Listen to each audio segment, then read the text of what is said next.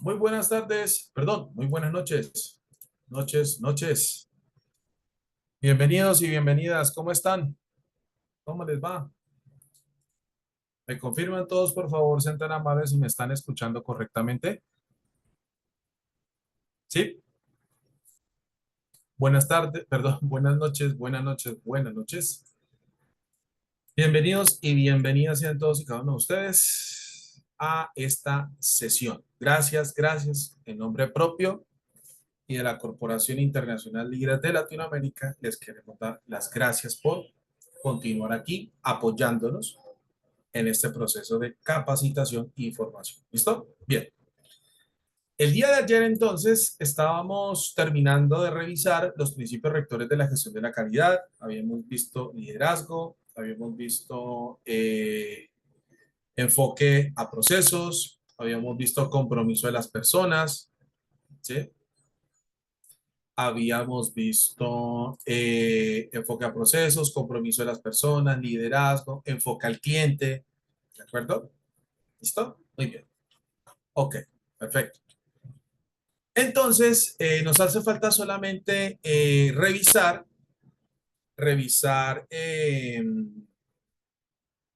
permítame un momento, por favor, revisar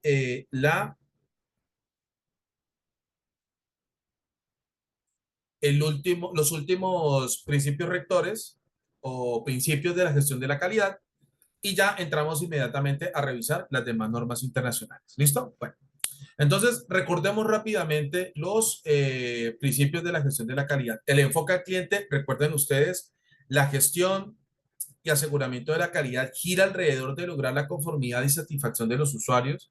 Esto fundamentalmente de los consumidores de bienes y servicios. Esto fundamentalmente lleva a que al tener claro esas necesidades y expectativas, pues las organizaciones puedan asumirlos como requisitos de obligatorio cumplimiento para que todos los productos y servicios que genere la empresa, siempre cuando los consuma algún cliente, pues garanticen su conformidad y satisfacción. ¿Listo? Permítame en un momento, por favor.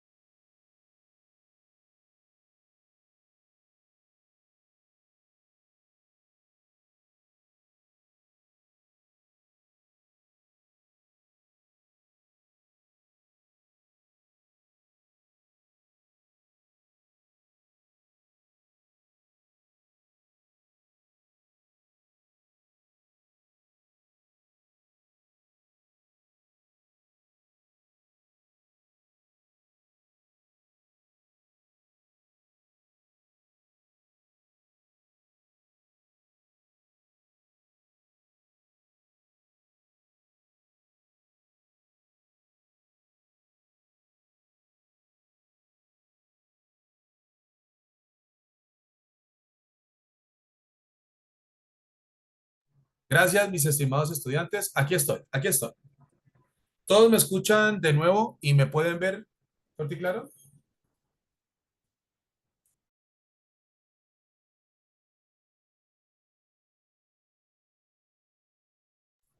¿Listo? Bien.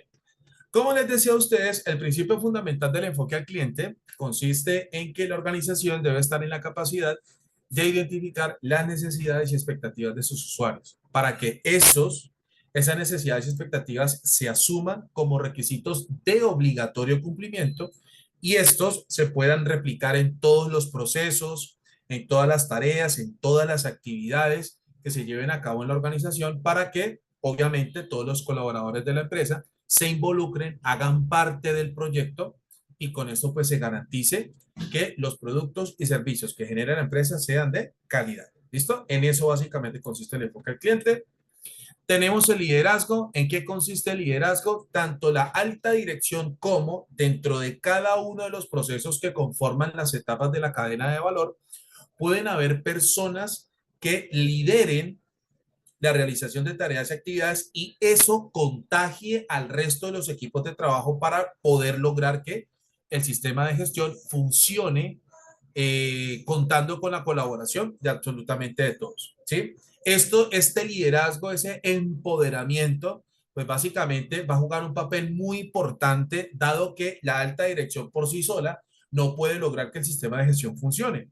Necesitan que tanto en todos los procesos y etapas que hacen parte de la cadena de valor de la empresa, todos asuman las funciones, responsabilidades, niveles de autoridad, etcétera, etcétera, ¿cierto? En relación con lo que tienen que realizar alrededor de la gestión y el aseguramiento de la calidad, para que asimismo se puedan destacar estos líderes. No necesariamente tiene que ser alguien de nivel directivo o gerencial, sino también dentro de cada equipo de trabajo pueden haber líderes que les transmitan, que contagien y motiven a todos sus equipos de trabajo para que se puedan articular esos colaboradores y todos aporten al cumplimiento de los objetivos y metas en relación con el sistema de gestión de la calidad. Recuerden que tanto el enfoque al cliente, digamos que es un enfoque específico al sistema de gestión de la calidad, pero el liderazgo es un efecto o es un principio rector para todos los sistemas de gestión, incluyendo los que vamos a estudiar: sistema de gestión de la calidad, sistema de gestión ambiental y sistema de gestión de la seguridad y salud en el trabajo. ¿Listo? Consecuencia del liderazgo viene el compromiso de las personas. Para poder lograr el compromiso de las personas, los miembros de la alta dirección tienen que garantizar la adquisición, el suministro de información a través de actividades de capacitación, formación, entrenamiento, para que todos puedan adquirir, desarrollar y mejorar continuamente las competencias que exigen los sistemas de gestión. ¿De acuerdo? Así como un proyecto, el que ustedes quieran, exigen conocimientos técnicos, legales, financieros, ambientales del mismo, lo mismo sucede con el sistema de gestión. Por lo tanto, las empresas para poder lograr ese compromiso por parte de todos los colaboradores, tienen que asegurarse de que esos conceptos, esas definiciones, esos términos fundamentales, los marcos normativos, procedimentales, legales, regulatorios, etcétera, etcétera, todos las conozcan y se divulguen a través de actividades de capacitación, formación y entrenamiento, permitiéndole a todos los colaboradores de la organización poder adquirir, desarrollar y mejorar continuamente las competencias relativas a la gestión de la calidad, la gestión ambiental y la gestión de la seguridad y salud en el trabajo. ¿Listo? Muy buenas noches, mi querida Janet. Bienvenida, bienvenida. Bien. Enfoque a procesos. El enfoque a procesos. Recuerden ustedes cuando vimos el ejemplo de la cadena de valor. Las empresas deben estar en la capacidad de identificar las tareas, poderlas agrupar en actividades y luego a partir de la interacción entre tareas y actividades poder constituir los procesos para transformar las entradas en salidas. Y ese mismo enfoque a procesos es aplicable a todos los sistemas de gestión que vamos a estudiar, porque como nos quedó claro a nosotros, la columna vertebral de todo sistema de gestión son los procesos y la interrelación que se puedan materializar en todos y cada uno de los procesos. ¿Listo? Entonces, a partir de allí, a partir de la interrelación o las interrelaciones o interacciones que puedan existir entre todos los procesos de la organización, entonces, en ese caso, es importante tener claro que esa articulación, esa interrelación es lo que le permitirá a la organización poder lograr, poder garantizar que su sistema de gestión se pueda implementar de manera correcta. Bien, además, eso le permitirá a la empresa, y repito, no estoy hablando solamente del sistema de gestión de calidad, sino de los sistemas de gestión que vamos a estudiar en general. Eso le permitirá a la organización poder planificar, poder ejecutar y tener bajo control el desempeño de los procesos y por ende el desempeño de su sistema de gestión, haciendo que, por ejemplo, el uso de los recursos para el funcionamiento de los procesos sea el más óptimo posible, haciendo que se aumente la probabilidad de cumplir objetivos y metas para cada proceso, etcétera, etcétera, etcétera. ¿Sí? Y tenemos la mejora, ¿cierto? Que este ya serían, harían parte de los últimos principios de la gestión de la calidad. La mejora también es común a los demás sistemas de gestión. ¿Qué significa la mejora? La mejora básicamente hace referencia a las decisiones que se tomen por parte de la alta dirección para lograr que su sistema de gestión garantice un desempeño superior o garantice un desempeño óptimo. Pero ¿qué pasa? Para que se pueda dar esa mejora, tienen que suceder tres cosas antes. Es decir, para lograr la mejora de un sistema de gestión, ¿cierto? Primero, hay que planificar el sistema de gestión estratégicamente. ¿Bien? Todo sistema de gestión se planifica estratégicamente. Segundo, hay que poner en marcha el sistema de gestión según lo planificado. ¿De acuerdo? Según lo planificado, se pone en marcha el sistema de gestión.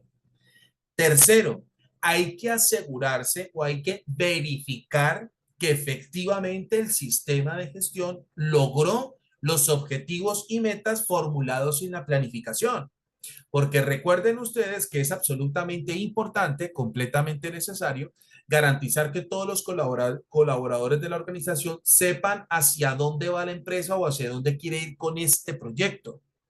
Es decir, la empresa tiene que expresar los resultados esperados en términos de objetivos y metas.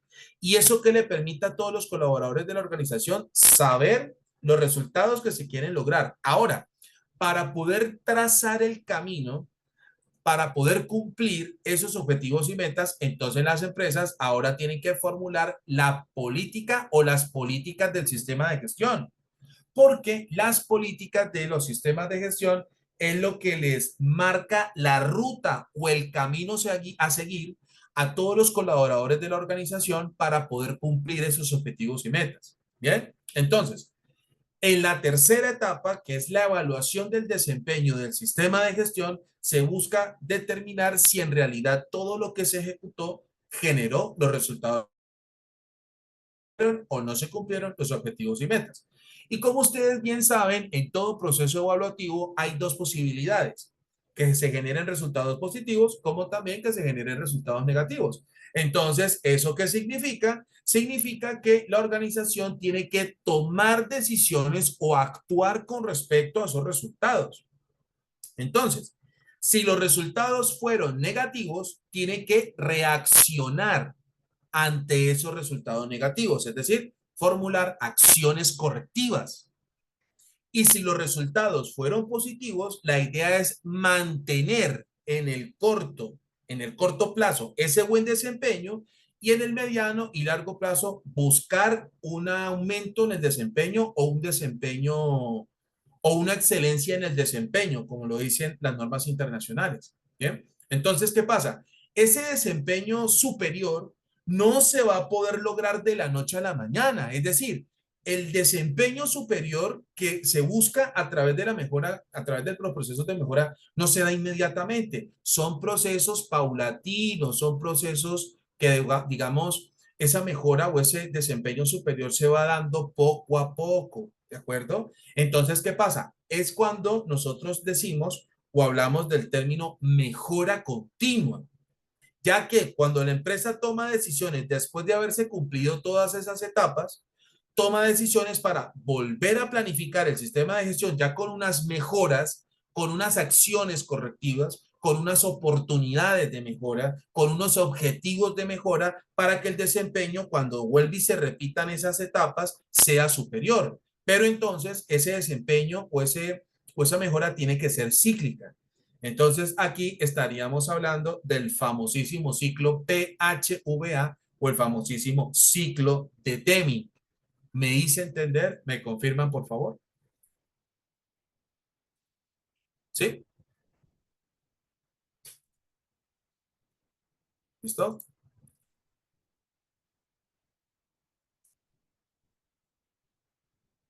Bueno, muy bien. Permítanme un momento, por favor. ¿Listo? Entonces, ahí estaríamos hablando del famosísimo ciclo de Deming, o también conocido como el ciclo de mejora continua o el ciclo PHVA. ¿Bien? Bueno, entonces, esa mejora o ese principio común a todos los sistemas de gestión que vamos a estudiar. En el sistema de gestión ambiental también vamos a hablar de mejora continua. Y salud en el trabajo también vamos a hablar de mejora continua. En todos los sistemas de gestión vamos a replicar el principio fundamental de la mejora continua para que todos ustedes les quede claro. Dijo, entonces, ¿todos me están escuchando fuerte y claro? ¿Me confirman, por favor? ¿Y todos me están viendo correctamente? ¿Sí? ¿Todos me ven bien? ¿Sí? Bueno, ok, vale, les agradezco. Entonces, ¿cuál es la declaración? Las organizaciones con éxito tienen un enfoque continuo hacia la mejora, es decir, que se estén repitiendo esas etapas, se repitan y se repitan y se repitan esas etapas de manera continua.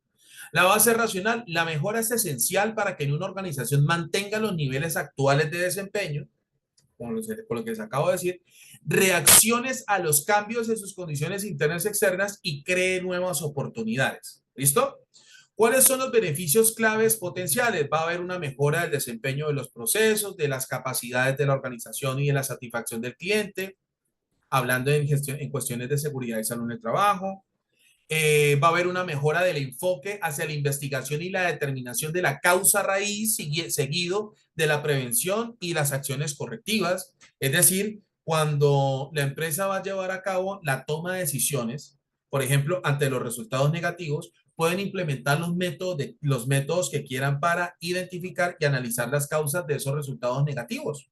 ¿De acuerdo? Entonces pueden utilizar el árbol de causalidad, el diagrama de Chicago de espina de pescado, los 5 por qué, la lluvia de ideas o tormenta de ideas, el que quieran, el método que consideren pertinente, no hay ningún problema. ¿Listo?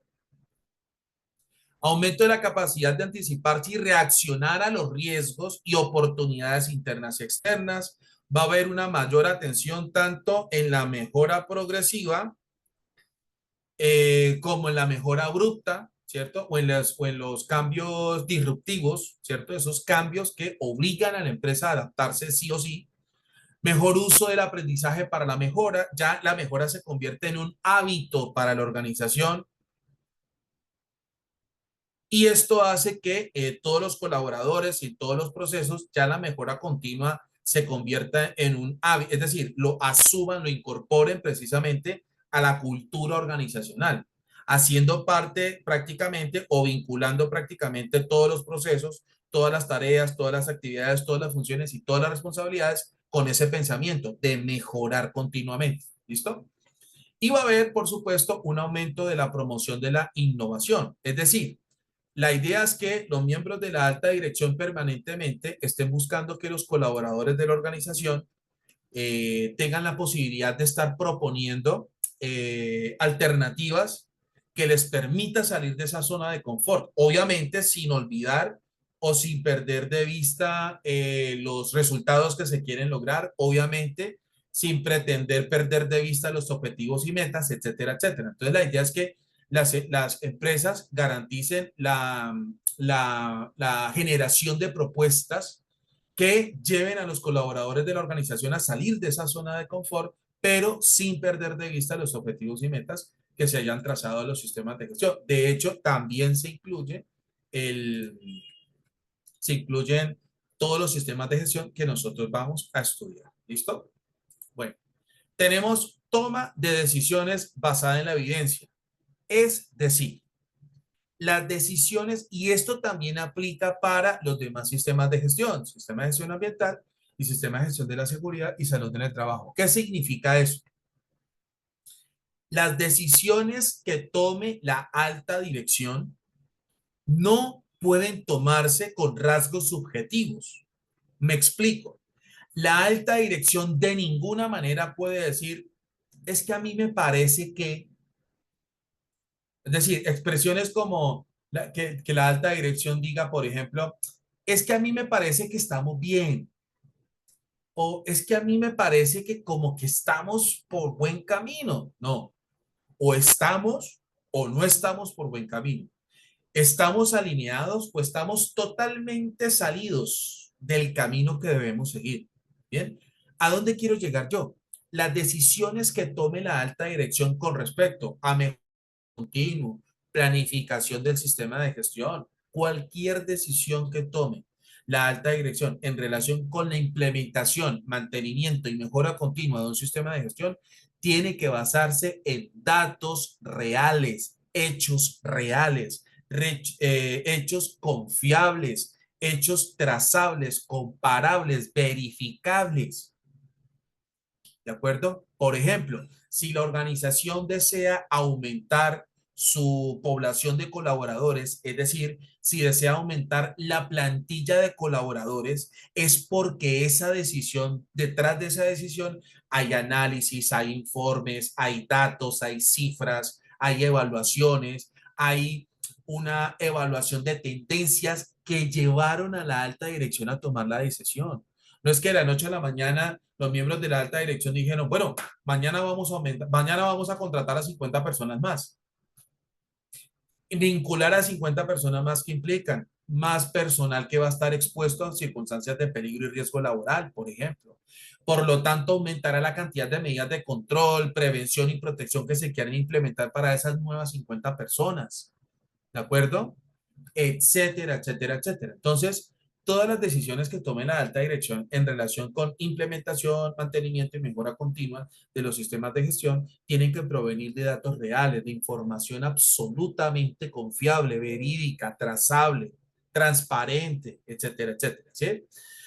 La declaración es las decisiones basadas en el análisis y evaluación de datos e información tienen mayor probabilidad de producir los resultados deseados. Efectivamente. Bueno, algo que quiero subrayar acá es lo siguiente. Las decisiones que se tomen basadas en la evidencia no garantizan el éxito absoluto de lo que se pretenda realizar producto de esas decisiones. Es decir, si la alta dirección tomó la decisión de vincular más colaboradores a su empresa, buscando aumentar la capacidad de producción de la organización o pretendiendo lograr que los índices de producción aumenten, no significa que inmediatamente al incorporar o al aumentar la plantilla o nómina de colaboradores se vaya a cumplir con ese propósito. No, el propósito es claro, ¿sí? Y una de las decisiones para cumplir ese propósito es ese, el aumentar el número de colaboradores.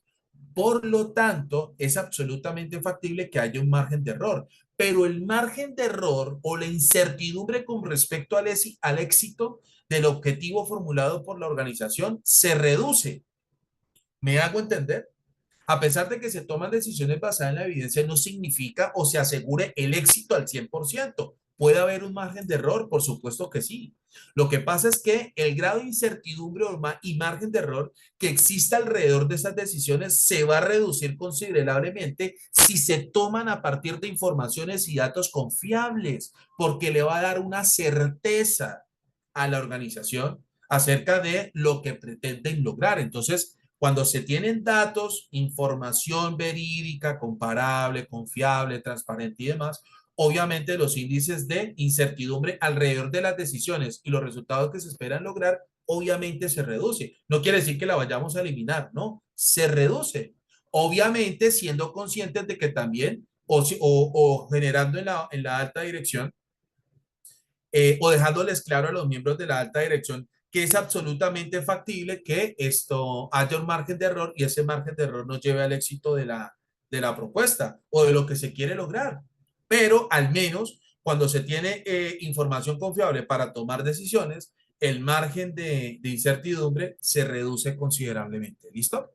Esto que les acabo de decir les quedó claro. ¿Me confirman, por favor? Sí,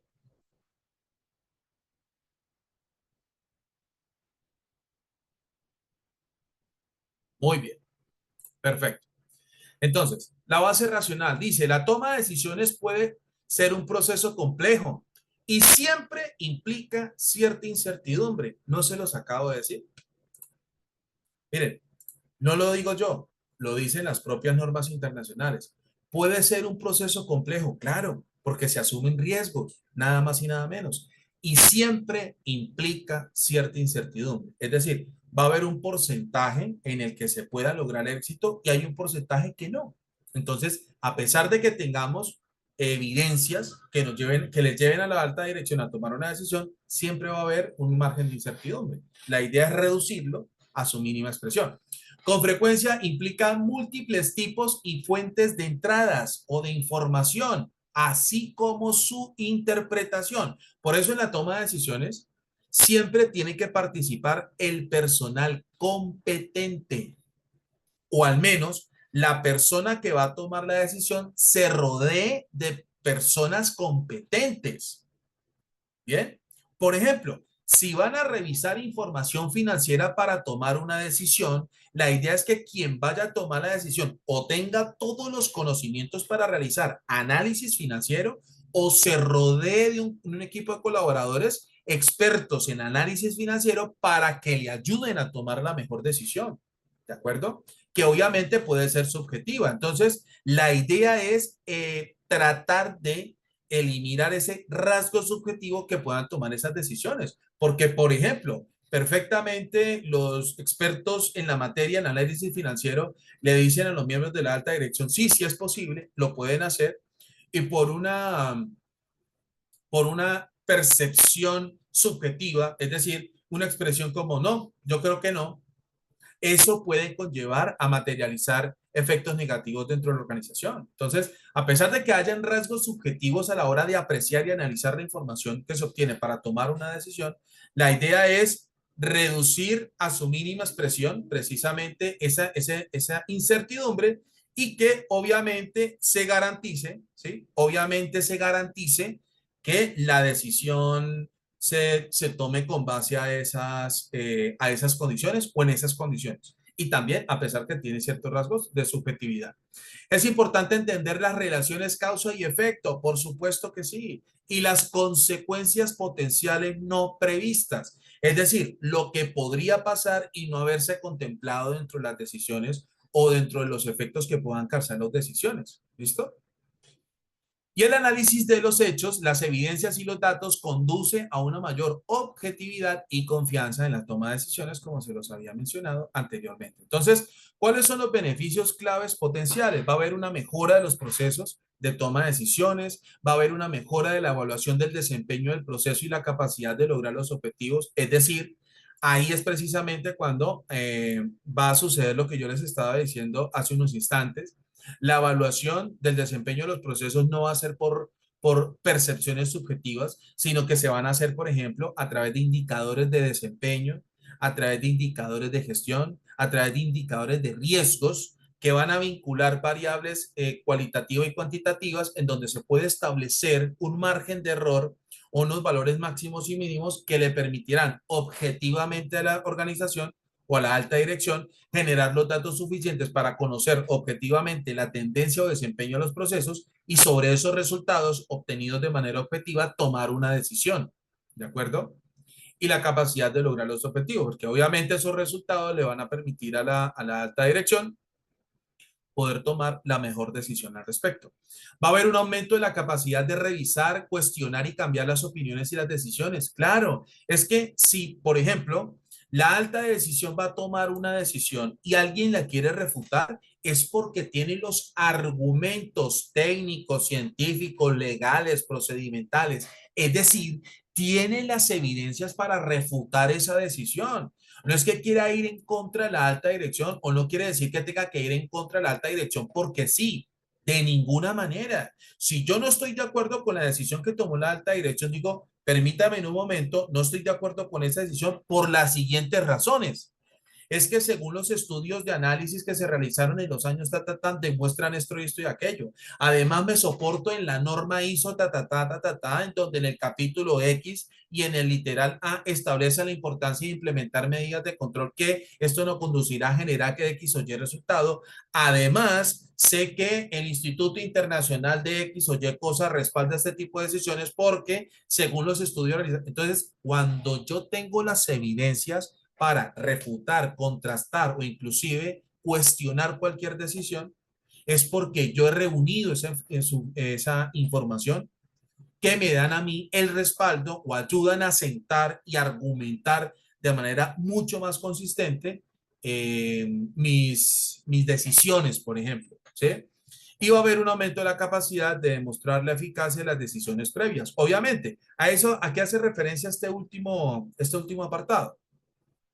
Las empresas para tomar decisiones pueden tomar como ejemplo o inspiración casos de éxito. ¿Sí o no? ¿Estamos de acuerdo?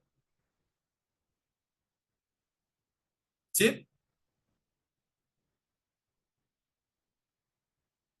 Estamos de acuerdo, ¿sí?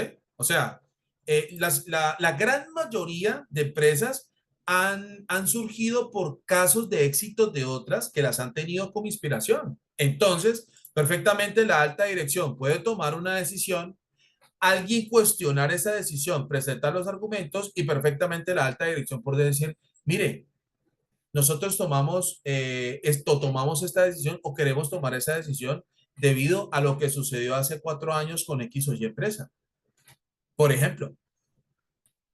O queremos implementar este modelo porque en los años 80, 90 o 70, 80 y 90, la empresa X o Y aumentó sus resultados en un tanto por ciento, demostrando que el modelo que ellos mismos crearon fue eficiente y muy eficaz. ¿De acuerdo? Entonces, esas evidencias o esos hechos reales que inspiran a la alta dirección a tomar decisiones, perfectamente sirven como argumentos para poder respaldar, pues, efectivamente lo que dicen las decisiones que toma la organización.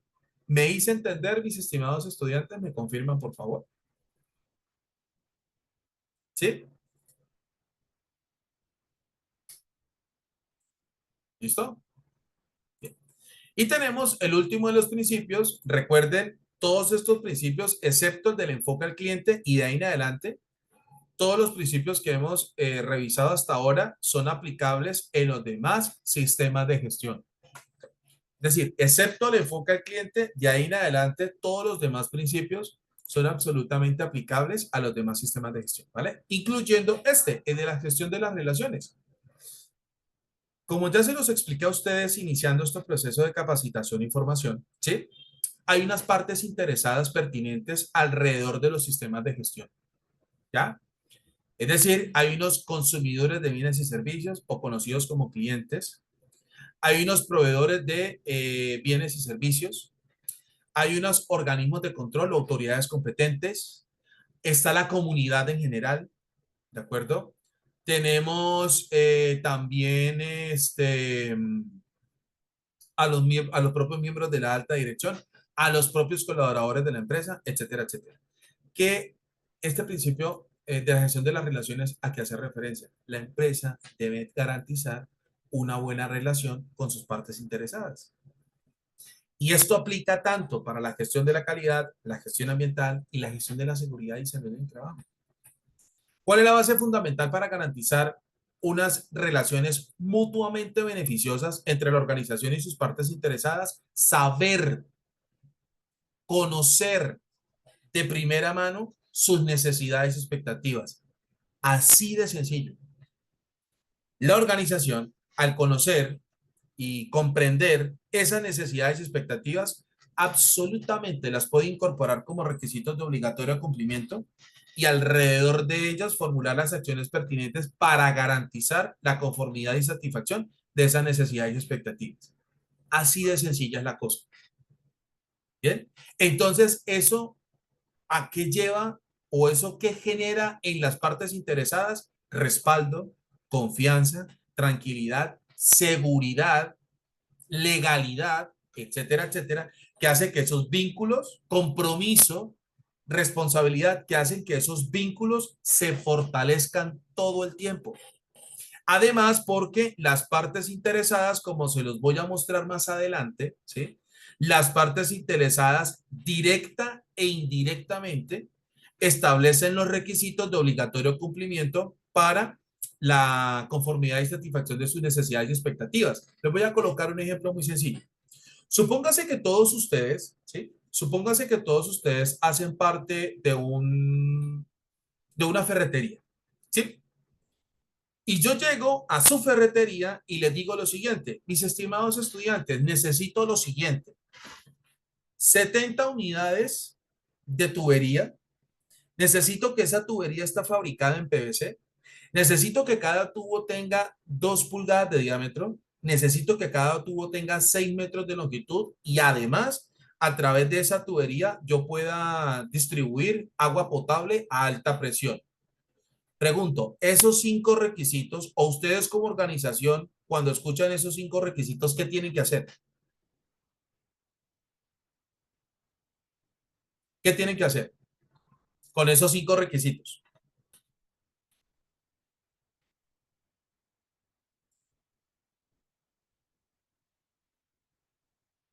A ver, muchachos, con lo que les acabo de decir, con los 5 requisitos que les acabo de dar, ¿qué tienen que hacer ustedes como organización?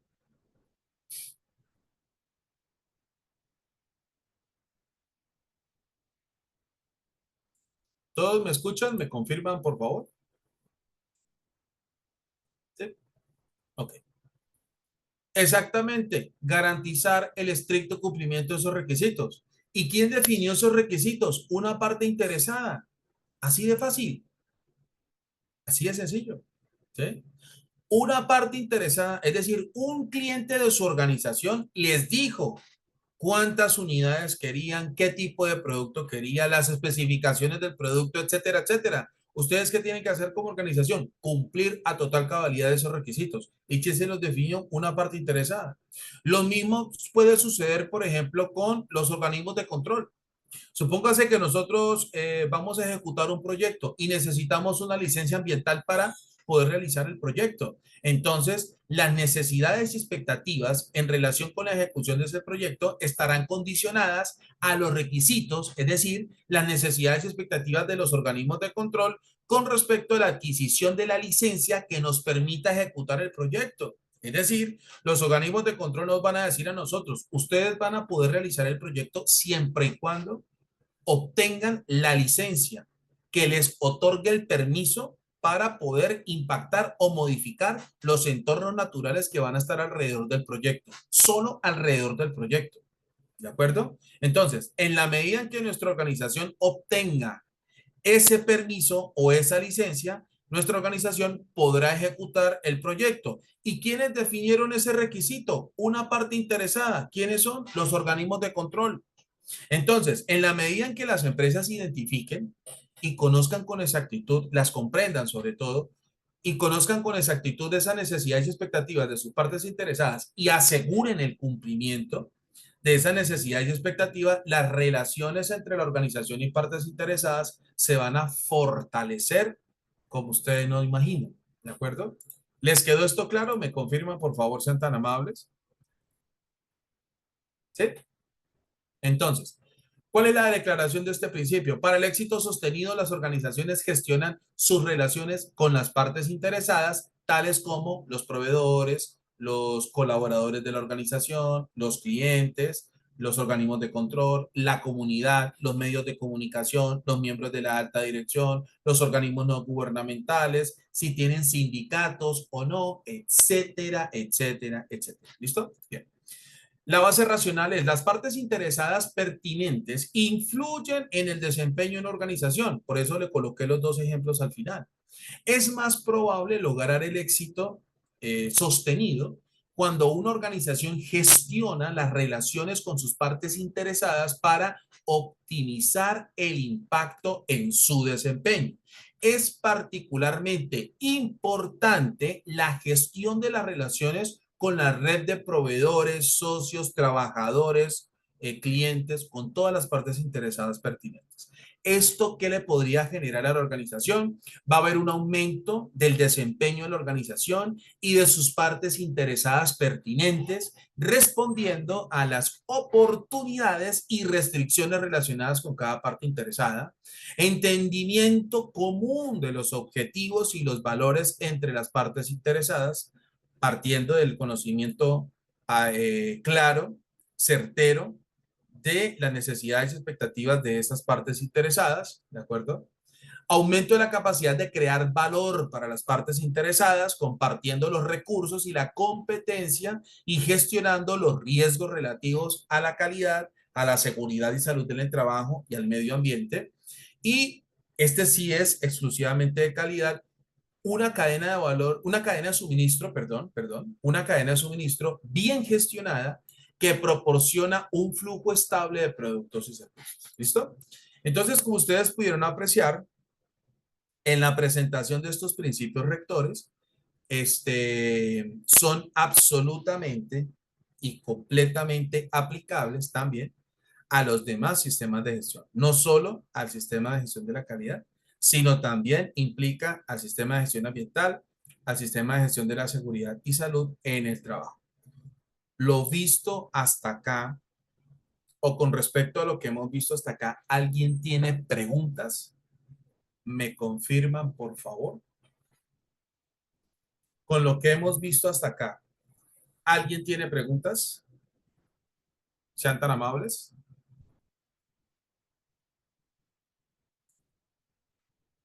¿Todo está claro? ¿Me confirman, por favor? Sí. Bueno, muy bien. Y con esto, entonces, terminamos la presentación del sistema de gestión de la calidad, que es uno de los que vamos a estudiar. Y vamos inmediatamente, si me permiten, por favor, a revisar hacer la presentación del sistema de gestión ambiental. Regálenme unos segundos, por favor, y ya se los voy a mostrar. Aquí está.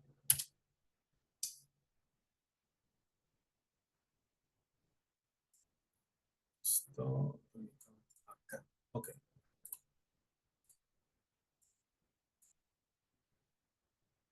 listo. ¿Están todos observando? Un momento. Listo, ahí estamos. ¿Me confirman todos, por favor, sean tan amables, si están observando lo que les comparto en pantalla? ¿Sí? ¿Todos lo ven? Ahí donde dice un sistema de gestión ambiental. ¿Sí? Bueno, ok. Básicamente, el sistema de gestión ambiental es el sistema de gestión a través del cual se promueve a través de la norma ISO 14001. ¿Listo? En su última versión, que es la versión 2015. Bien. Resulta que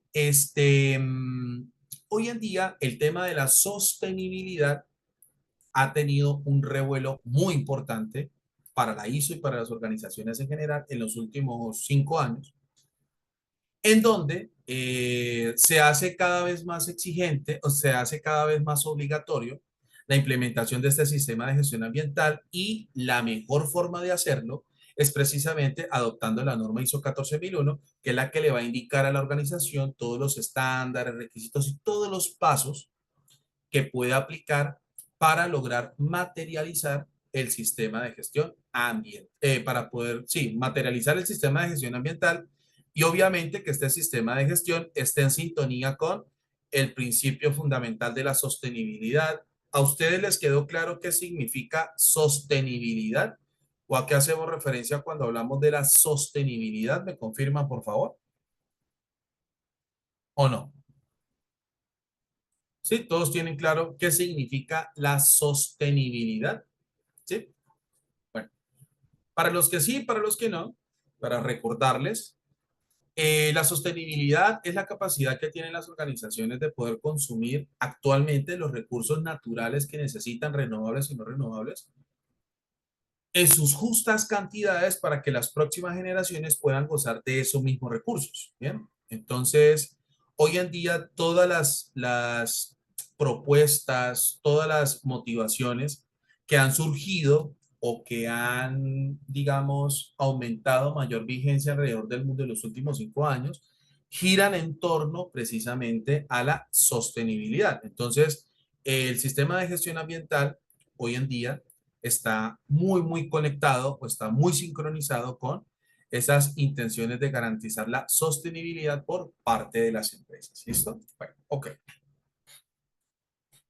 Para que ustedes tengan claro cuál es el objetivo fundamental o la esencia fundamental que define el sistema de gestión ambiental.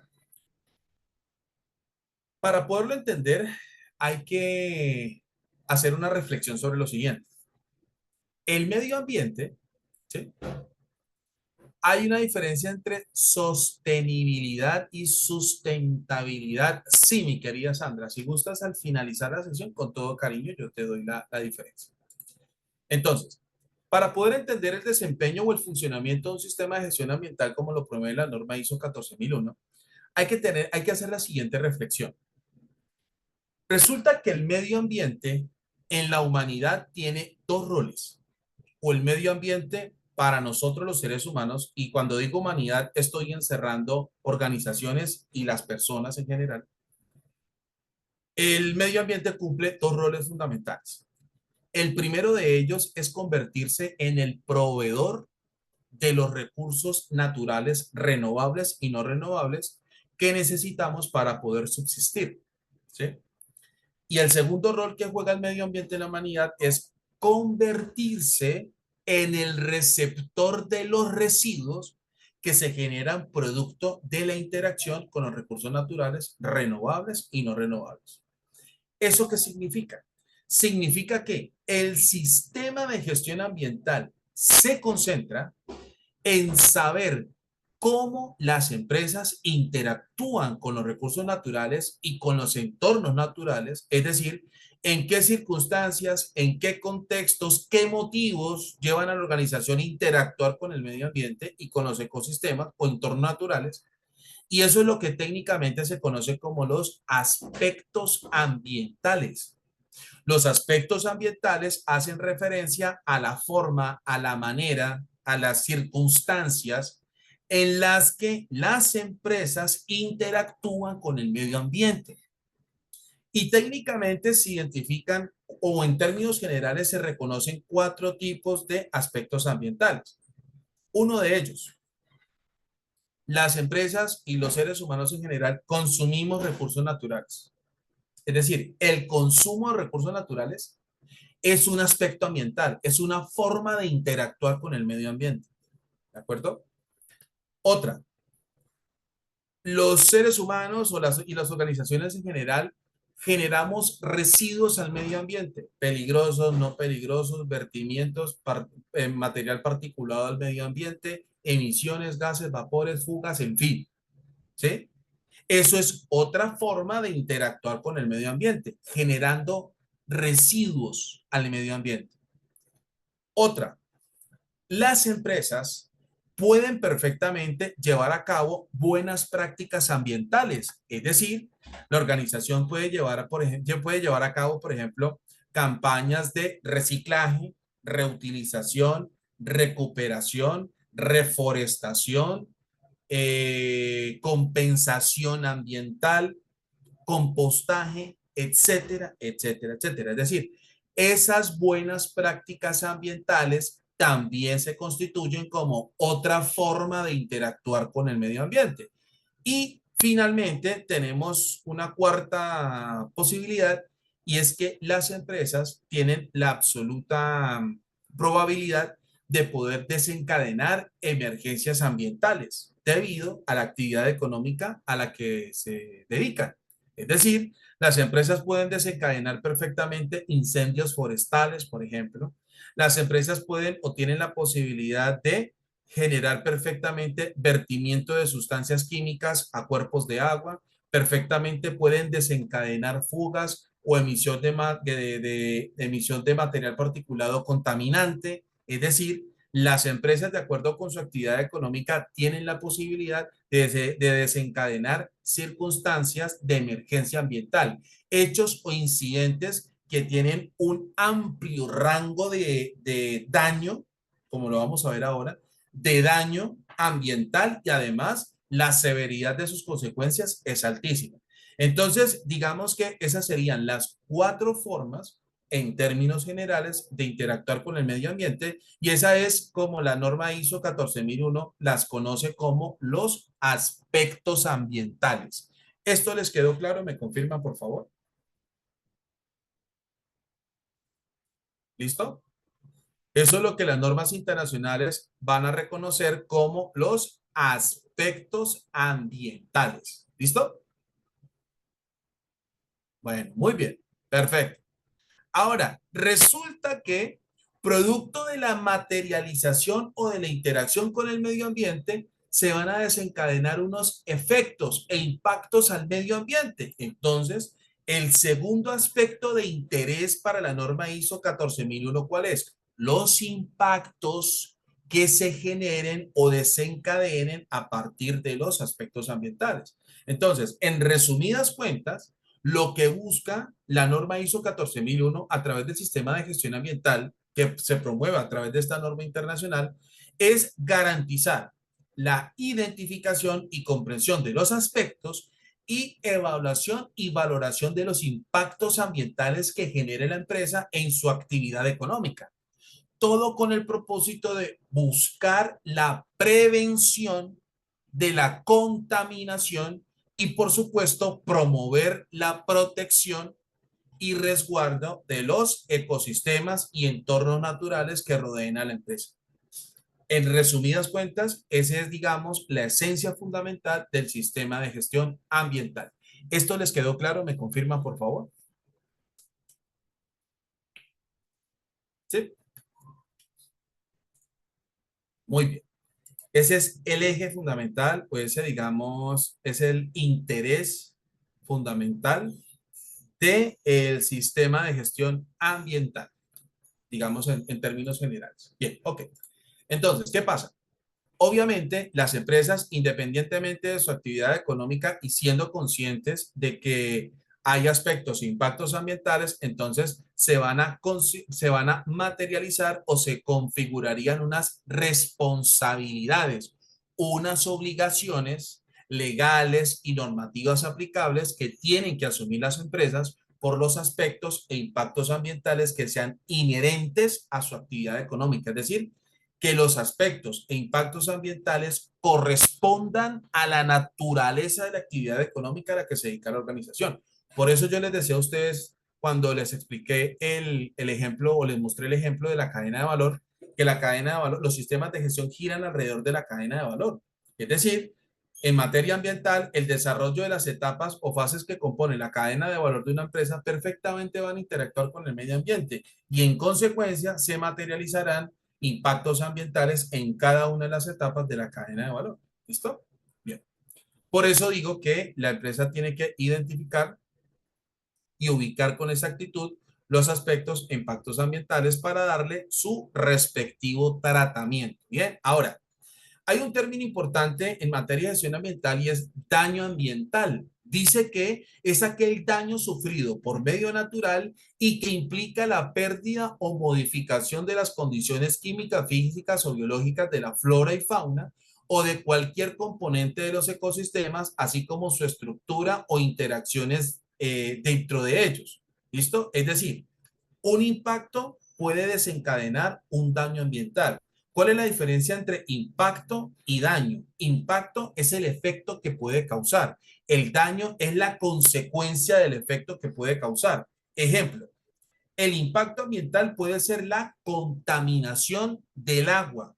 ¿Cuál es el daño ambiental? Los efectos que cause la modificación a los o los efectos que cause la contaminación ambiental en los ecosistemas presentes en el cuerpo de agua, los cambios en las modificaciones a la composición físico-química del cuerpo del agua donde ocurrió el impacto. ¿Me hice entender? ¿Me confirman, por favor? Esa es la diferencia entre impacto y daño ambiental. Impacto hace referencia al efecto que pueden desencadenar los aspectos ambientales y el daño ambiental es la consecuencia que pueden generar los impactos ambientales. ¿Listo? Ahora, con respecto a los daños ambientales, hay tres responsabilidades. Hay una responsabilidad administrativa, hay una responsabilidad civil y hay una responsabilidad penal. ¿En qué consiste la responsabilidad administrativa?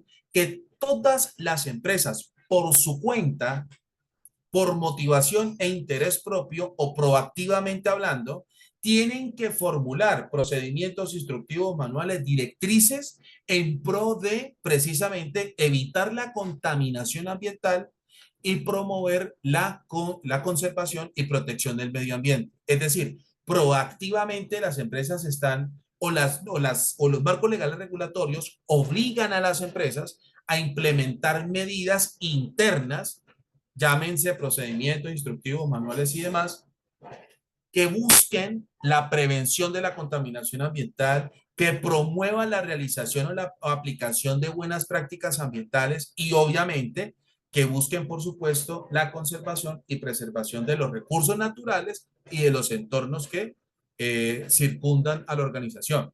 Hay una responsabilidad civil, es decir, por el accionar de la empresa se puede materializar consecuencias negativas para la comunidad en general. Es decir, cualquier persona que haga parte de una comunidad puede levantar la mano ante las autoridades competentes y decirle que su salud se está comprometiendo por la actividad económica a la que se dedica la empresa. Entonces, es cuando, en este caso, la comunidad, siendo parte interesada, se manifiesta inconforme e insatisfecha en materia ambiental y la empresa tendrá que reparar ese daño o las consecuencias negativas que genere a las personas, a los civiles que hagan parte de la comunidad. A eso hace referencia la responsabilidad civil. Y la responsabilidad penal es cuando ya el accionar y las consecuencias o los daños ambientales que pueda desencadenar la organización ya se configuran o tipifican como un delito. ¿Listo? Ya es cuando los impactos ambientales o las prácticas ambientales que lleva a cabo la organización se pueden tipificar como un delito. Entonces ya hay una responsabilidad penal, ya hay un delito de por medio o se tipifica, como lo llaman técnicamente los abogados, los burgomaestres, perdón, los abogados, los llaman tipificar el delito, entonces ya hay una responsabilidad que puede inclusive representar la privación de la libertad de quienes hayan cometido esos daños ambientales, por ejemplo, ¿sí? O las malas prácticas ambientales o prácticas no autorizadas por los organismos de control y que eso tipifique en un delito. ¿Esto les quedó claro? ¿Me confirman, por favor? ¿Sí? Muy bien, ok. Entonces, con todo lo que les he dicho hasta ahora, la norma ISO 14001 busca que las empresas, al identificar sus aspectos ambientales, al identificar y comprender los aspectos ambientales, es decir, al saber en qué circunstancias, en qué condiciones, bajo qué características las empresas interactúan con el medio ambiente, lo que buscan es que puedan evaluar el impacto ambiental, es decir, puedan cuantificar los efectos y los daños ambientales que estarían provocando o se podrían provocar, porque tengan en cuenta algo, mis estimados estudiantes. Cuando uno habla de impactos ambientales, habla de impactos ambientales reales y potenciales. Es decir, supóngase ustedes que vamos a implementar un sistema de gestión ambiental y vamos a identificar los aspectos e impactos ambientales. Perfectamente, un impacto ambiental o nomás al tener contacto con la organización, perfectamente uno ya puede percibir nada más con el ejercicio de la observación que se estarían materializando impactos al medio ambiente y en consecuencia daños ambientales.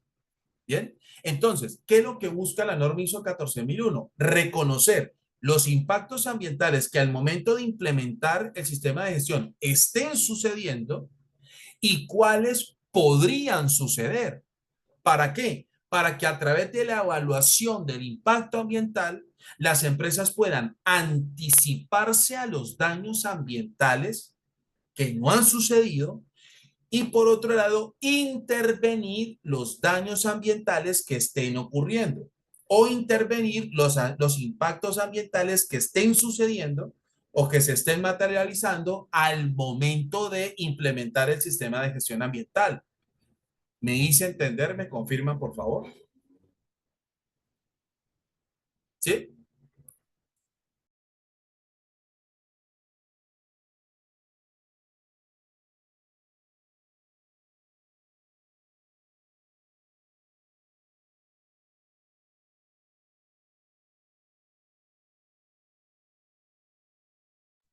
¿Listo?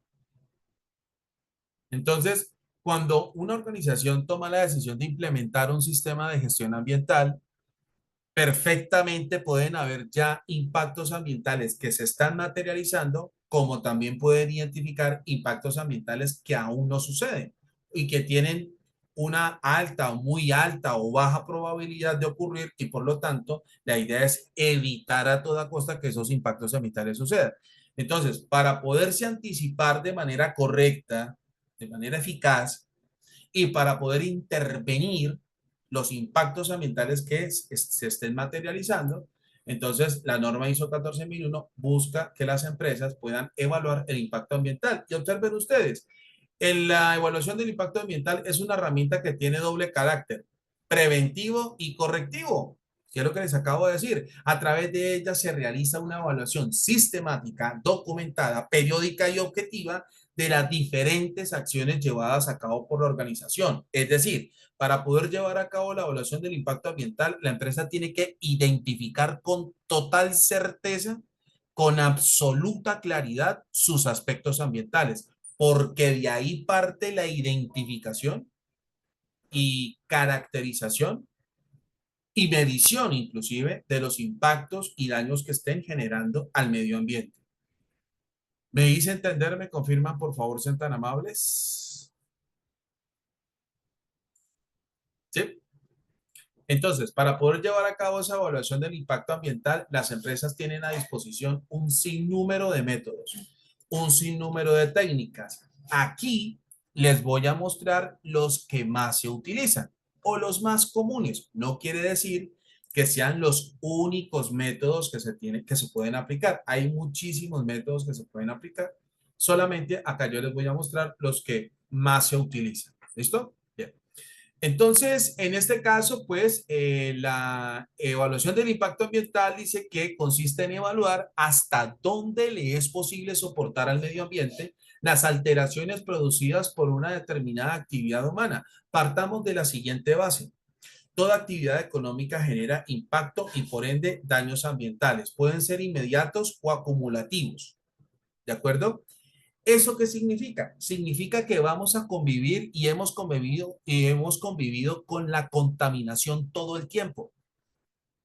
Si nosotros o si la humanidad en realidad pretendiera eliminar la contaminación ambiental, tendría que decirle a todas las empresas, ya no funcionen más, ya no más, ya el planeta no da más, hasta aquí va el planeta, paremos de hacer todo lo que estamos haciendo y listo, no hay ningún problema. ¿De acuerdo? Entonces, ¿eso qué significa? Significa que tendríamos que parar todo lo que estamos haciendo y eso no es posible. Por esa razón, los organismos de control establecen unos máximos niveles de carga contaminante o niveles de carga contaminante admisibles para el ser humano. Por ejemplo, en todos los países del mundo hay un máximo de decibeles que se puede materializar en un espacio abierto o cerrado, por ejemplo. En todos los países del mundo hay una máxima cantidad de material particulado que se puede acumular en el aire y que cualquier resultado que supere ese máximo grado de tolerancia ya se estaría sobrepasando los límites admisibles de material particulado, por ponerles otro ejemplo. Las empresas están obligadas a controlar y hacer seguimiento a los vertimientos que genera, porque hay unos máximos niveles admisibles de materiales pesados, hidrocarburos y otra serie de elementos que perfectamente podemos observar en los vertimientos. A tal punto que hay empresas que están obligadas a contar con plantas de tratamiento de aguas residuales o plantas o mecanismos de tratamiento de ese tipo de vertimientos para devolver un agua contaminada o pretender reutilizar un agua contaminada, pero dentro de los márgenes admisibles por la ley, etcétera, etcétera. Entonces, por eso dice que La evaluación del impacto ambiental consiste en evaluar hasta dónde le es posible soportar al medio ambiente la carga contaminante que generan las empresas o la actividad humana en general. Bien, ¿esto les quedó claro? ¿Me confirman, por favor? La medición de huella de carbono es parte de esa evaluación de impacto ambiental, complementa la evaluación del impacto ambiental, mi querida Erika, porque la evaluación del impacto ambiental implica todos los aspectos de impactos ambientales. Ya la evaluación de huella de carbono se puede realizar a partir de datos que genera la evaluación del impacto ambiental. Entonces podríamos decir que la complementa. ¿Listo? Bien. Entonces, obviamente, esa evaluación del impacto ambiental pues va a cuantificar, va a medir cualitativa y cuantitativamente los impactos y los daños ambientales y, por supuesto, cuál es el efecto que tiene, con mucho gusto, mi querida Erika, cuál es el efecto que tiene en la sociedad, en los ecosistemas, o bueno, en las personas, en los ecosistemas, y etcétera, etcétera. ¿Listo? Bueno, muy bien, vamos a seguir por acá. Listo. Entonces, digamos que en términos generales, con todo lo que les he dicho hasta acá, digamos que la gestión global en ese momento son todas esa cantidad de tareas y actividades que se formulan, ¿sí? A partir de el conocimiento y comprensión de los aspectos ambientales, es decir, el accionar de los humanos o la interacción de la humanidad con el medio ambiente o con los entornos naturales, ¿cierto? Y alrededor de ellos o alrededor de esas acciones van fundamentadas, obviamente, la necesidad de prevenir la contaminación ambiental por un lado y por el otro, de promover la conservación y protección de los recursos y de los entornos naturales con los que todos interactuamos para poder sobrevivir. Entonces es allí donde viene el concepto de desarrollo sostenible, de sostenibilidad, y voy a responderle la pregunta a mi compañera, por aquí la tengo, a mi compañera que hizo la pregunta, sí, hay una diferencia entre sustentabilidad y sostenibilidad, ¿listo? Entonces, la sustentabilidad, básicamente, sí, efectivamente, es que quería confirmar algo. Ok, sí. Yo también tenía la inquietud. La sustentabilidad y la sostenibilidad indican exactamente lo mismo. Tanto la sustentabilidad como la sostenibilidad hace referencia a la capacidad que tienen las organizaciones de consumir en sus justas cantidades los recursos que necesitan actualmente para poder sobrevivir, para poder funcionar y lograr que las generaciones futuras puedan gozar de esos mismos recursos. Entonces, no hay ninguna diferencia entre sustentabilidad y sostenibilidad. Estamos hablando de los mismos términos. ¿Listo?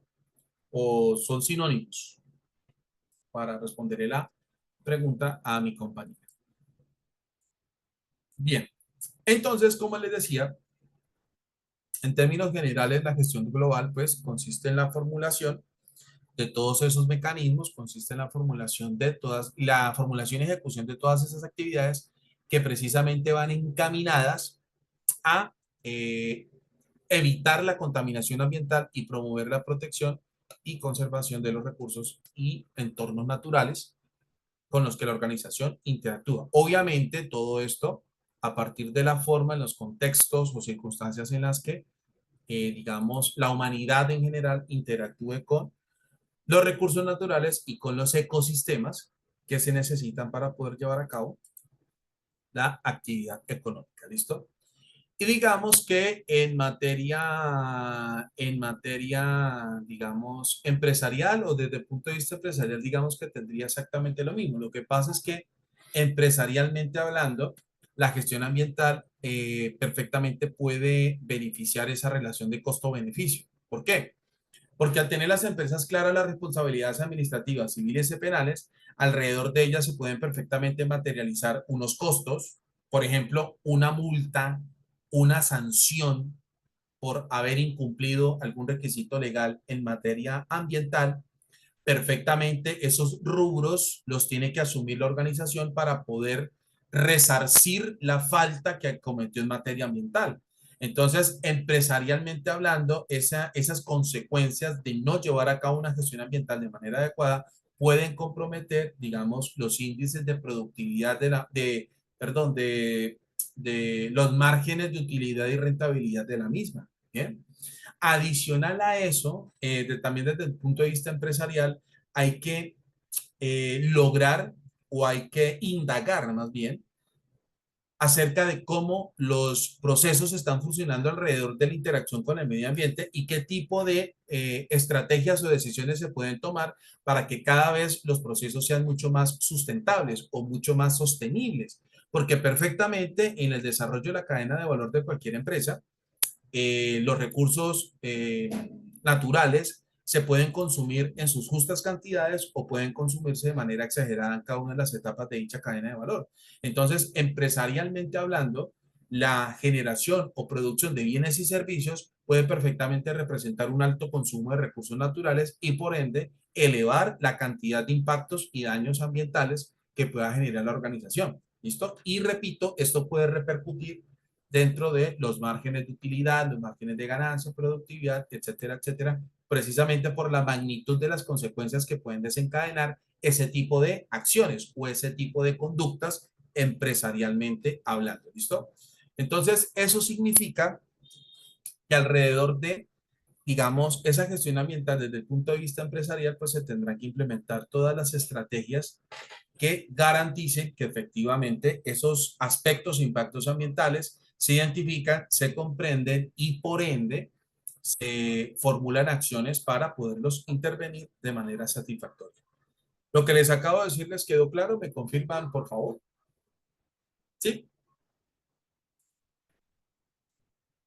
Lo que les acabo de decir les quedó claro, sean tan amables.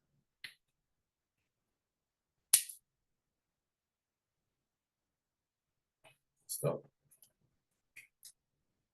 Bien, permítanme unos minutos, por favor, y ya les activo de nuevo la cámara. Listo. Regálenme unos segundos, muchachos. Por favor, unos segunditos nada más. Listo. Ya les vuelvo a compartir pantalla y ahí estamos. Bien. Ok. Bueno, entonces, vamos ahora a hablar del ciclo de vida de bienes y servicios, que es otro aspecto muy importante dentro del sistema de gestión ambiental. ¿Listo?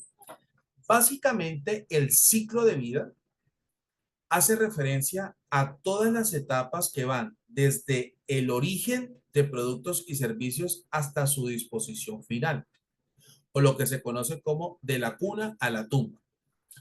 Todo producto, todo servicio inicia con un proceso de diseño y desarrollo. Es decir, alguien tuvo una idea y la materializa, la vuelve en realidad esa idea, la convierten en un producto o en un servicio. Entonces, en eso consiste el diseño y desarrollo.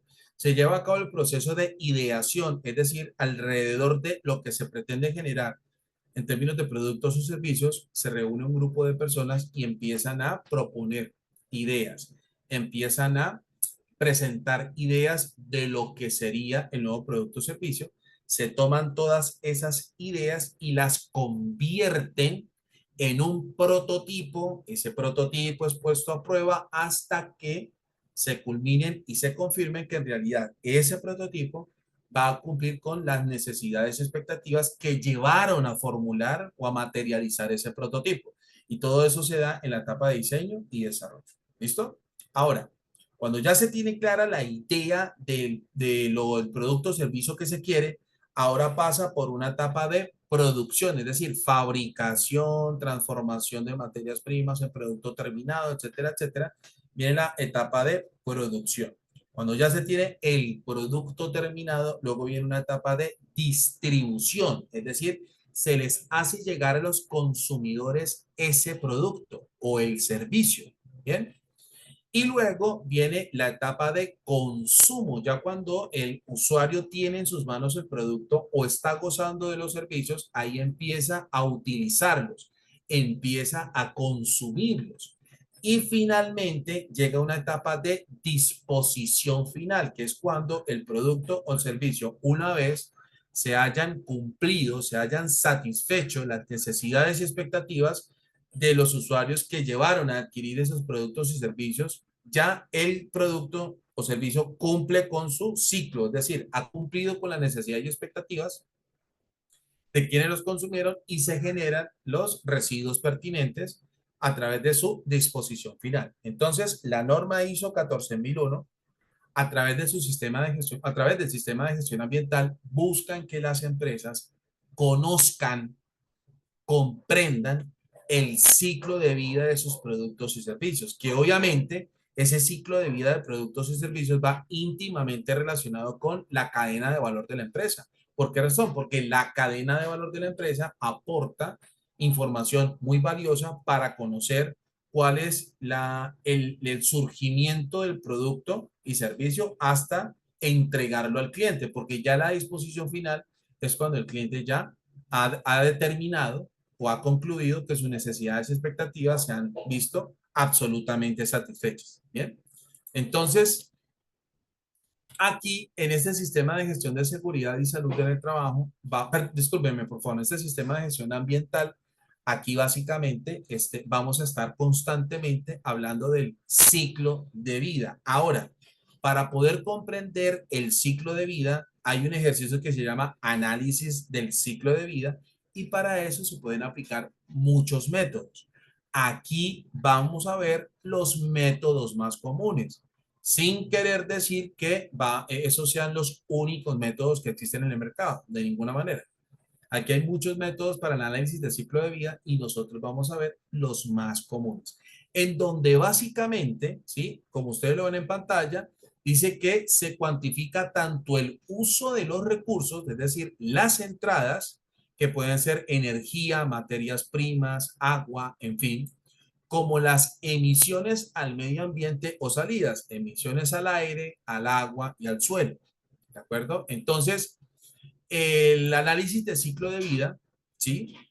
Digamos que busca que a partir de los resultados que generen este mecanismo, las empresas puedan formular acciones que precisamente garanticen el desarrollo sostenible de la actividad económica de la empresa, basándose fundamentalmente en factores medioambientales, sociales y económicos. Claro que sí, por lo que les acabo de decir, es decir, la gestión ambiental en materia empresarial puede representar costos, sobrecostos, por cualquier efecto que puedan generar precisamente los aspectos ambientales. Y obviamente eso repercute en el ciclo de vida de bienes y servicios.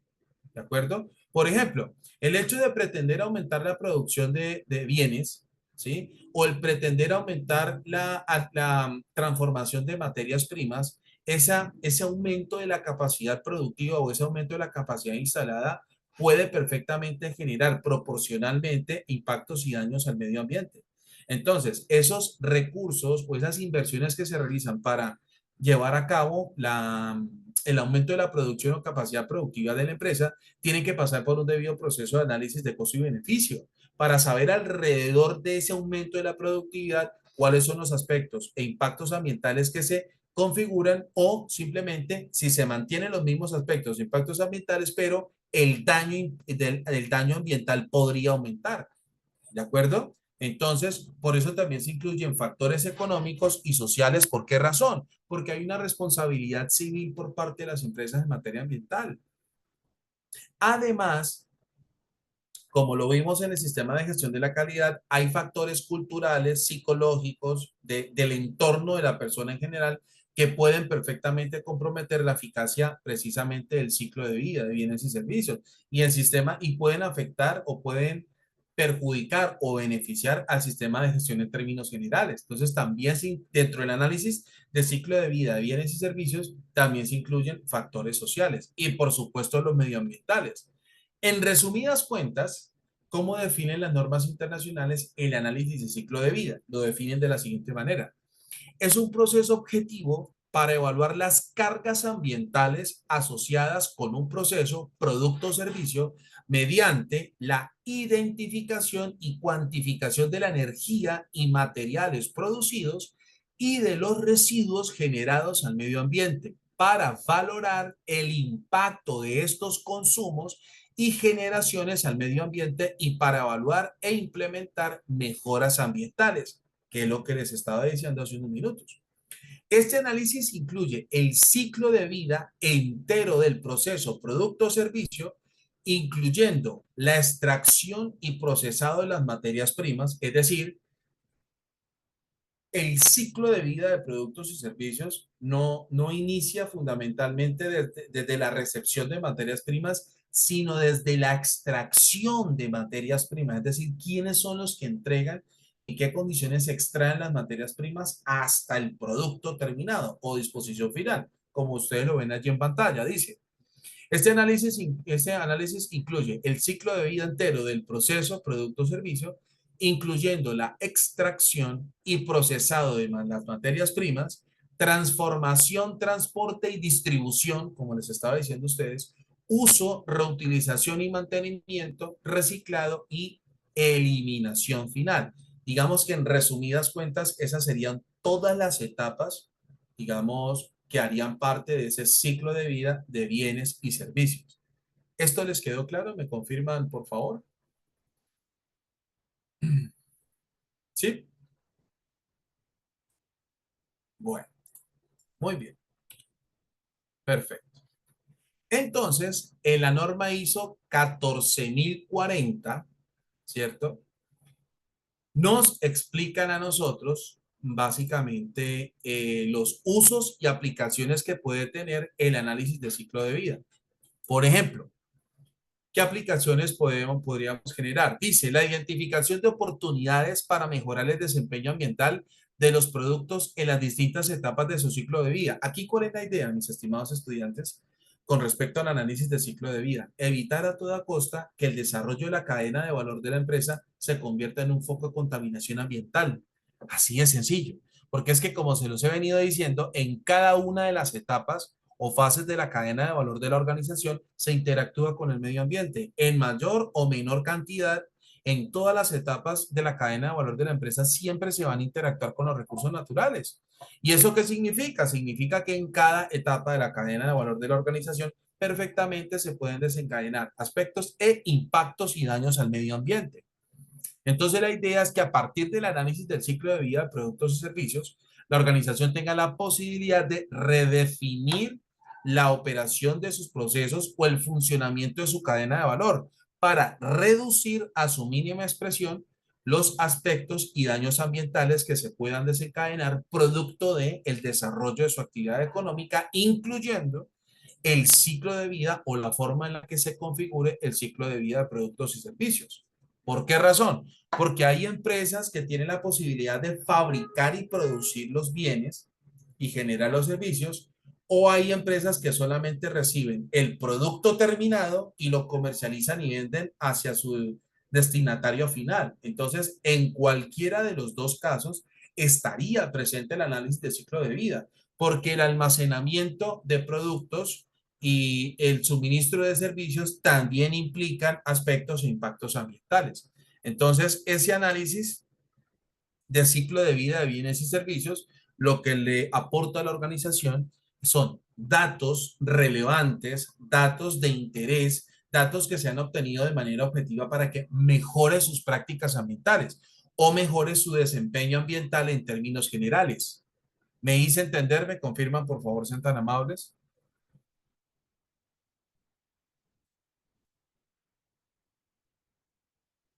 ¿Listo? Bien. Les pido un minuto, mis estimados estudiantes. Un minuto nada más, por favor. Gracias. Un minuto y yo estoy con ustedes.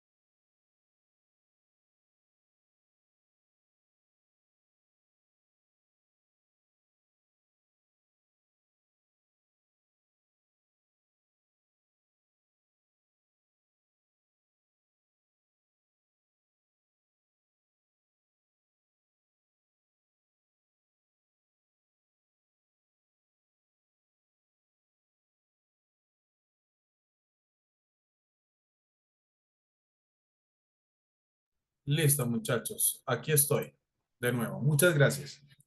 Entonces, como les decía, la norma ISO 14040 nos permite a nosotros conocer las diversas aplicaciones del análisis del ciclo de vida de bienes y servicios. Entonces, ya les había explicado la primera, que se busca que la organización pueda mejorar su desempeño ambiental, pueda mejorar su interacción con los recursos y entornos naturales para que cada vez más su accionar sea más sostenible o sustentable.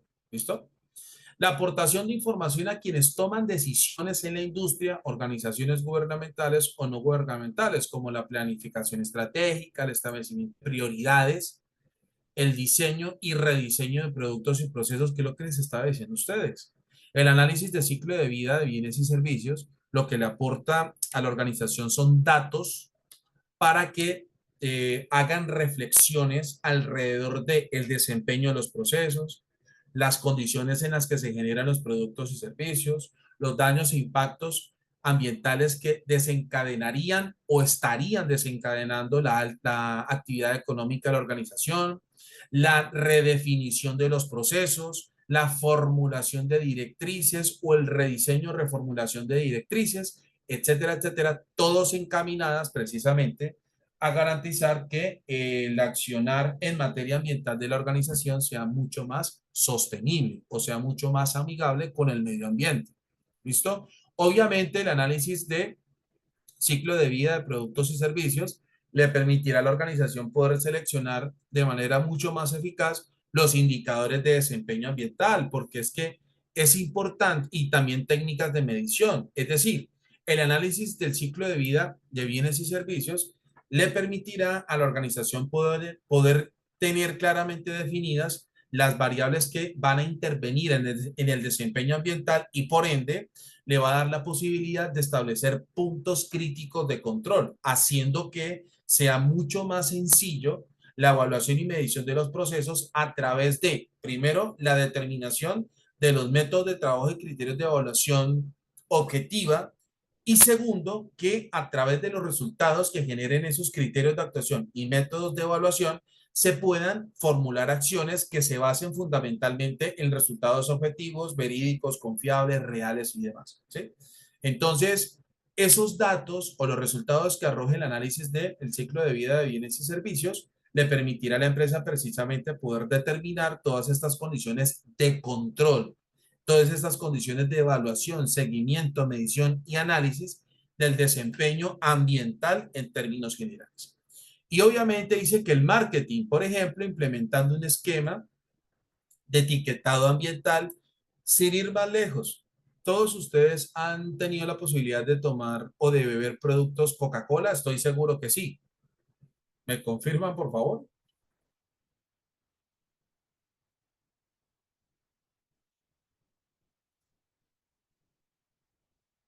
Sí. Bien, excelente. Ustedes observan o han observado que en el etiquetado que lleva cada botella, cada envase de productos Coca-Cola, siempre están las recomendaciones que tiene que hacer la persona para darle disposición final al envase una vez haya terminado de consumirse el producto, la bebida gaseosa refrescante. ¿Por qué razón? Porque Coca-Cola aplica permanentemente el análisis de ciclo de vida de sus productos. Dado que el tipo de envase que se necesita para poder almacenar y conservar la bebida gaseosa refrescante, que puede ser de vidrio o de plástico, todas las circunstancias de contaminación ambiental que se puedan derivar por la no disposición final adecuada de esos envases es responsabilidad de Coca-Cola, porque Coca-Cola tomó la decisión de comercializar y vender sus productos y envasar sus productos precisamente, valga la redundancia, en ese tipo de envase. Entonces, ley está obligada a raíz de los análisis del ciclo de vida de sus productos, está obligada a informarle al consumidor de sus productos cómo disponer de manera correcta o cómo darle correcta disposición final a los envases cuando hayan terminado de consumir los productos o las bebidas refrescantes, ¿de acuerdo? Entonces, en el etiquetado aparecen esas recomendaciones, en el etiquetado de los envases aparecen, digamos, esas buenas prácticas ambientales para darle una disposición final adecuada a esos envases, ¿listo? Entonces, debido al análisis de ciclo de vida de productos y de productos en este caso, pues Coca-Cola tiene totalmente claro que son directamente responsables de las circunstancias que pueda generar los envases en donde van contenidos sus productos. ¿Listo? Bueno, están observando donde dice la ISO 14040, indica que todo estudio del análisis de ciclo de vida de bienes y servicios consta de 4 etapas. ¿Están viendo la diapositiva que comparto en pantalla? ¿Me confirman, por favor? Sí. Bueno, muy bien. Vale. Básicamente, hay 4 etapas. Definir los objetivos y el alcance del análisis de ciclo de vida de bienes y servicios. Es, por ejemplo, el análisis de ciclo de vida de bienes y servicios. Algunas empresas lo realizan con el ánimo de conocer esa relación costo-beneficio en materia ambiental o económica y ambientalmente hablando. El análisis de ciclo de vida de bienes y servicios también hay organizaciones que lo hacen con el ánimo de poder medir el desempeño de sus procesos en relación con los aspectos e impactos ambientales materializados, por ejemplo, etcétera. Pueden haber muchas motivaciones alrededor del análisis de ciclo de vida de bienes y servicios. ¿Listo? Ahora, cuando habla del alcance, hace referencia a cuántos procesos, cuántos productos, cuántos servicios serán objeto del análisis del ciclo de vida, ¿ya? ¿Cuántas personas van a intervenir? ¿Cuáles son los procesos que van a intervenir? ¿O cuántos y cuáles son los procesos que van a intervenir? ¿Cuántos y cuáles son los productos que harán parte de ese análisis de ciclo de vida? Etcétera, etcétera, etcétera. ¿Listo? El análisis del inventario básicamente consiste en un inventario de datos de entrada, por ejemplo, las materias primas y los recursos que se utilicen para la transformación de esas materias primas y las salidas, es decir, los residuos y las emisiones que se generen en el proceso de transformación de entradas en salidas, ¿sí? Y obviamente también implican obtener o recoger datos necesarios para cumplir con el objeto de estudio. Por ejemplo, la cantidad de emisiones que se genera al medio ambiente, con qué frecuencia se generan las emisiones al medio ambiente, en cuántas oportunidades hubo llamados de atención por parte de los organismos de control alrededor de las emisiones que se han materializado o los residuos generados, cuantificar la cantidad de emisiones o residuos generados, tipificar los residuos y emisiones, es decir, de qué tipo de residuos estamos hablando, peligrosos, no peligrosos, utilizables, reutilizables, o vertimientos, o qué tipo de emisiones al aire estamos generando, gases, vapores, material particulado, etcétera, etcétera, etcétera. ¿Sí? Luego viene la evaluación del impacto ambiental, que básicamente esa fase proporciona, digamos, los resultados del análisis del inventario. Es decir, la evaluación del impacto ambiental básicamente consiste en poder cuantificar o poder medir cualitativa y cuantitativamente los impactos ambientales a partir de los datos que se recopilaron en el análisis de inventario, ¿sí?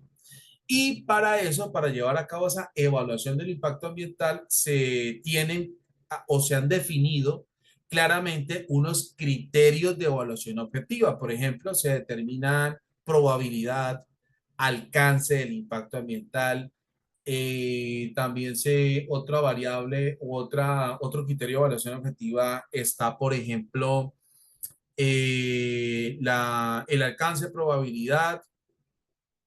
También podríamos hablar de la recuperabilidad, por ejemplo, la posibilidad de recuperar o pretender recuperar o volver a su estado normal los recursos utilizados o los recursos consumidos, por ejemplo, entre otros criterios de evaluación objetiva. Y luego, después de haberse medido o evaluado el impacto ambiental, viene la respectiva interpretación de los resultados. ¿Sí? Ahí se analiza, se consolidan, se concretan y se analizan todos los resultados obtenidos tanto en el análisis de inventario como en la evaluación del impacto ambiental. Y básicamente estas cuatro fases las desarrollan diversos métodos de análisis del ciclo de vida de bienes y servicios. Por ejemplo, aquí nos describen con mayor detalle las etapas, las cuatro etapas. Por ejemplo, la definición del objetivo y alcance del análisis del ciclo de vida de bienes y servicios.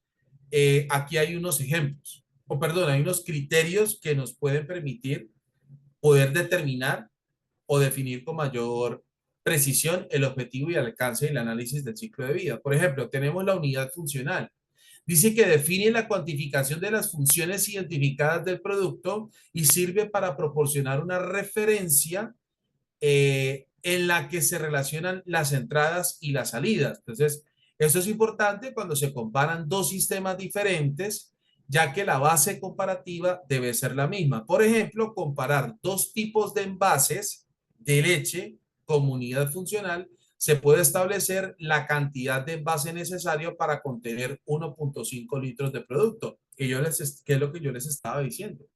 Es decir, a partir de la unidad funcional, se pueden determinar según estos parámetros cuánta cantidad de materia prima se consume y cuántos recursos, o bueno, básicamente en términos generales, cuántos recursos se consumen para el desempeño de los productos o cuál es la cantidad de recursos que se consumen para la funcionalidad de los productos. Por ejemplo, en la fabricación de por ejemplo, en la fabricación de botes de pintura, los botes o los potes o los envases o los empaques metálicos de pintura, por ejemplo, ¿sí? Supóngase que vamos a comparar precisamente la generación o la producción de dos empaques o envases metálicos de pintura para contener 3 litros de pintura o 3 litros de producto. Entonces se analizan cuántos recursos se utilizaron para lograr que o cuántos recursos naturales renovables y no renovables se consumieron o se utilizaron para generar un envase metálico de pintura para poder contener 3 litros de pintura. Y así sucesivamente con los demás características o capacidades de cada producto que genere la organización. ¿Me hice entender? ¿Me confirman, por favor? ¿Sí? Bueno, ok, perfecto. Y los límites del sistema. ¿A qué hace referencia los límites del sistema? Dicen que están determinados por los objetivos a alcanzar. Es decir, van determinados por el tipo de producto que se va a analizar, el tipo de servicio que se va a analizar, la cantidad de recursos que se utilizan en la generación de las capacidades funcionales de ese producto o de ese servicio, etcétera, etcétera, ¿sí? Y así, pues obviamente se tendrán los límites temporales si hablamos de un estudio en retrospectivo o prospectivo o límites geográficos si queremos determinar el estudio en un área geográfica concreta. Es decir, los límites de los límites del sistema hace referencia a la cantidad de procesos, los tipos de productos, la cantidad de productos, las capacidades funcionales de productos y servicios, la cantidad de áreas de trabajo o lugares donde se realizará el análisis del ciclo de vida, la ubicación de los mismos, si vamos a hablar de la evaluación de resultados anteriores o pretendemos proyectar resultados futuros, etcétera, etcétera. Dependiendo de lo que desee la organización, pues así mismo se determinará los límites del análisis del ciclo de vida de bienes y servicios. ¿Listo? ¿Alguno de ustedes tiene preguntas hasta aquí? ¿Me confirman, por favor?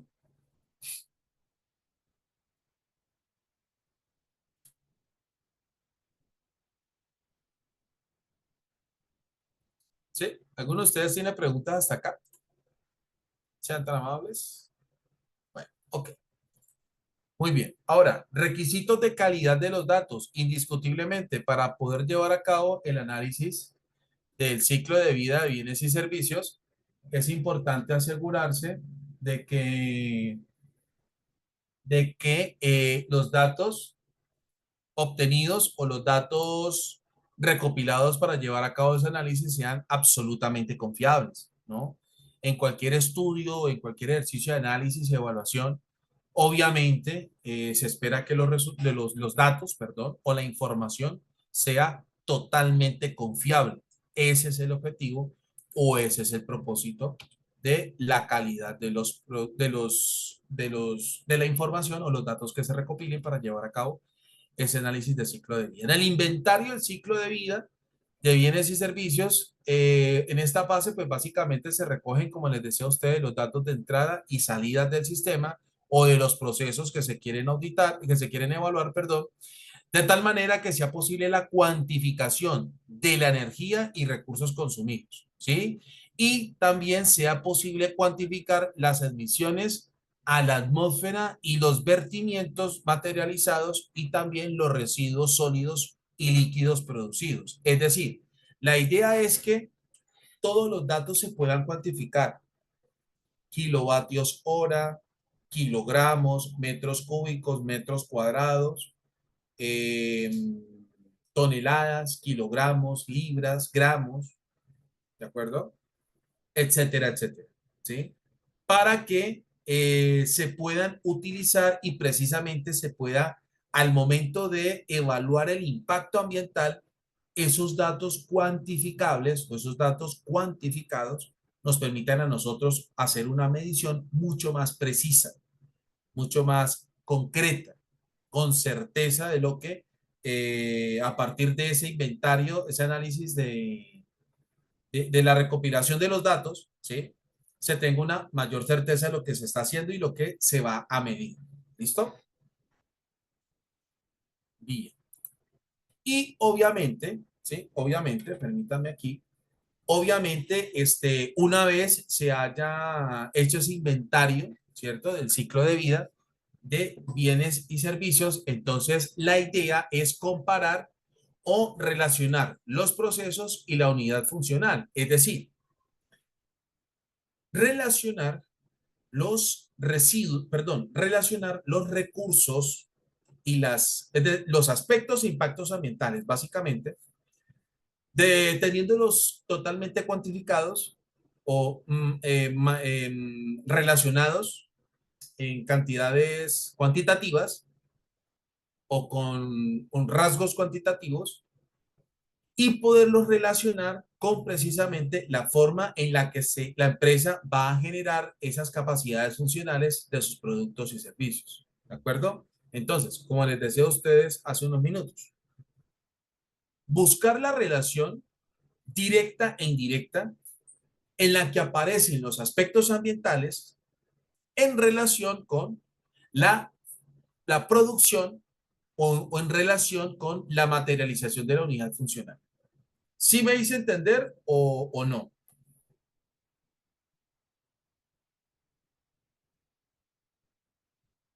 ¿Sí les quedó claro? ¿Están seguros? Esta etapa alimentaria del ciclo de vida a veces resulta ser un poquito compleja, pero bueno, no se preocupen. De todas maneras, cuando lleguemos al estudio y aplicación de la norma ISO 14001, pues allí la vamos a estudiar con mayor profundidad, ¿vale?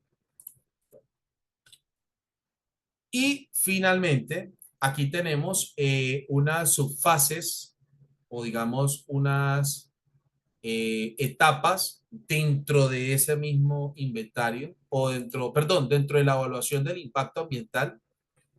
Hay unas fases o etapas que se llevan a cabo y esas obviamente se las voy a explicar con la metodología y la herramienta o las herramientas que más se utilizan para poder cuantificar el impacto ambiental o para poder medir cuantitativamente el impacto ambiental. Entonces tenemos la selección de las categorías de impacto, indicadores de categoría y modelos de caracterización. Es decir, estas deben justificarse y ser coherentes con el objetivo de alcance del análisis de ciclo de vida. Es decir, saber con exactitud cuáles son los tipos de impacto ambiental que se van a analizar.